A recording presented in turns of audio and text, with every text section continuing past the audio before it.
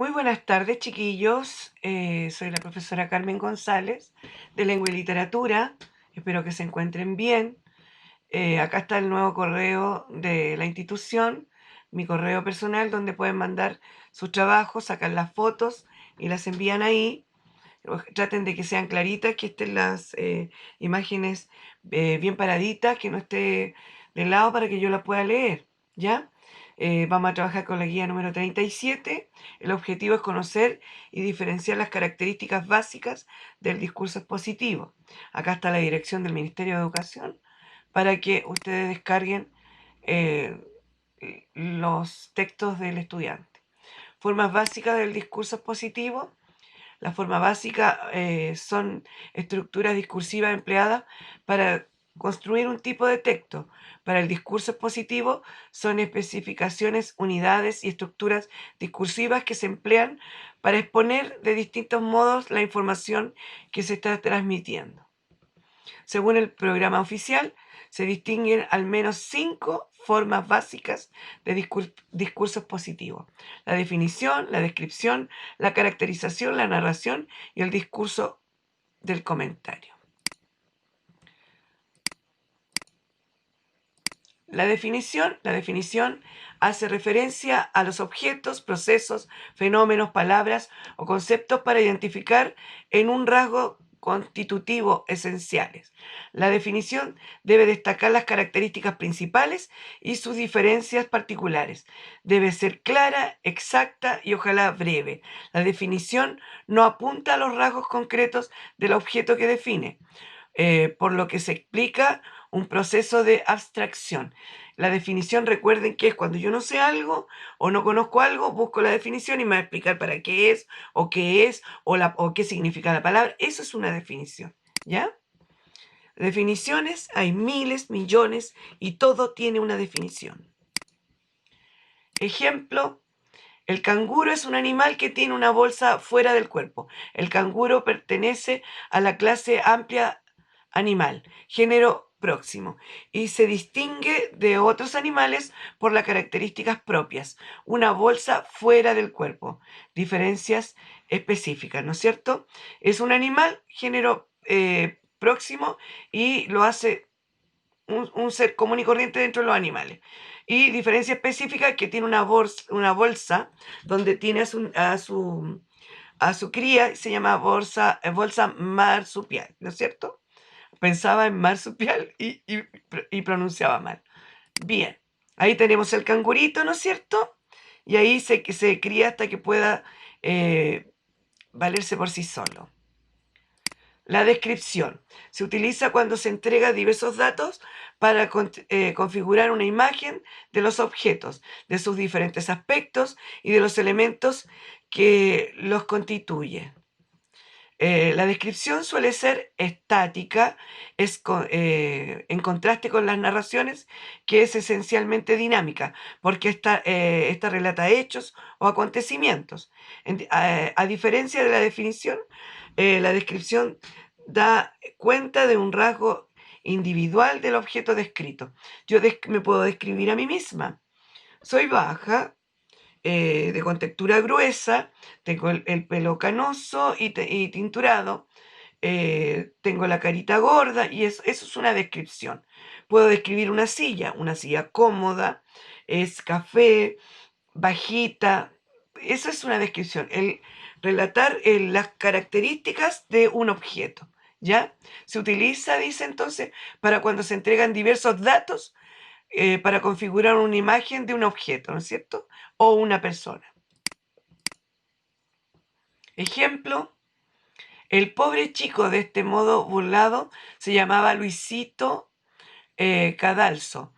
Era bastante mezquino de talla, corto de alientos, descolorido, como de 8 años, quizás de 10, tan tímido que esquivaba la amistad de sus compañeros, temeroso de las bromas de algunos y sintiéndose sin bríos para devolverlas. Siempre fue el menor arrojado en las travesuras, el más soso y torpe de los juegos, y el más formalito en la clase, aunque uno de los menos aventajados, quizás porque su propio encogimiento le impidieron decir bien lo que sabía o disimular lo que ignoraba. Benito Pérez Galdoy Miau. Ahí está ese niño entonces, Luisito Cadalso. ¿Cuántas personas no somos así? Tímidas. Las caracterizaciones. Es un tipo especial de descripción que entrega información sobre rasgos de personas, personajes, objetos o figuras personificadas. En la caracterización, además, el emisor suele incorporar el factor de la subjetividad. Por ejemplo, al leer el enunciado, me gusta porque es muy alegre, se opina sobre la persona, pero también se caracteriza como muy alegre. Y esto la hace singular respecto a otros posibles caracterizados. Por ejemplo, si yo caracterizo em, una cartera, eh, no me gusta porque es muy chica y no cabe nada. Estoy caracterizando como una cartera que es chica y no sirve. ¿Se entiende? O puedo caracterizar a mi mamá y decir, la amo, pero es muy enojona. Entonces mi mamá va a quedar caracterizada como una señora enojona. ¿No es cierto? Bien. Ejemplo, este que veis aquí, de rostro aguileño, de cabello castaño, frente lisa y desembarazada, de alegres ojos y de nariz corva, aunque bien proporcionada, la barba de plata que no ha 20 años que fueron de oro, los bigotes grandes, la boca pequeña, los dientes ni menudos ni crecidos, porque no tiene sino 6, el cuerpo entre dos extremos, ni grande ni pequeño, la color viva, ante blanca que morena, algo cargado de espalda y no muy ligado de pies. Este digo que es el rostro del autor de la Galatea y de Don Quijote de la Mancha. Llámese comúnmente Miguel de Cervantes y Saavedra. Fue soldado muchos años y 5 y medio cautivo, aunque aprendió a tener paciencia en la adversidad. Perdió en la batalla naval de Lepanto la mano izquierda de un arcabuzazo, herida que aumentó, aunque parece fea, él la tiene como hermosa por haberla cobrado en la más memorable y alta ocasión que vieron los parados siglos sin esperar ser los venideros. Aquí entonces nos cuenta cómo es físicamente el escritor del Quijote de la Mancha. ¿Ah? Nos habla de sus ojos alegres, de su nariz corva, de su espalda, de su barba, del bigote, ¿ya? Y que le faltaba una mano, ¿no es cierto? Ahí está, ¿ya? Se fija en el bigote, su frente, nos habló de los ojos, de la nariz corva, todo lo que nos explicó. La narración se centra en la transmisión o relato de los acontecimientos, hechos o situaciones que acaecen o suceden en una secuencia. Estos hechos son protagonizados por personas o seres personificados en una sucesión temporal, incluidos en una o varias secuencias. Puede ser literarios o referidos a hechos reales. Sus elementos constituyen fundamentales son el narrador y su punto de vista o focalización, los personajes, los espacios, el tiempo y los acontecimientos. O sea, la narración nos cuenta todo, ¿ya? El narrador, su punto de vista o focalización, los personajes, los espacios donde suceden las cosas. Puede ser interior o exterior. ¿Cómo son los personajes? Si son personajes estáticos, eh, diferentes tipos de, si son personajes protagonistas, si son, ¿cómo se llama? Testigos, el tiempo en que ocurren las cosas. y los acontecimientos. Un ejemplo para que te interiorices un poco más en el espíritu de la literatura neoclásica, te contaremos el argumento de esta obra dramática.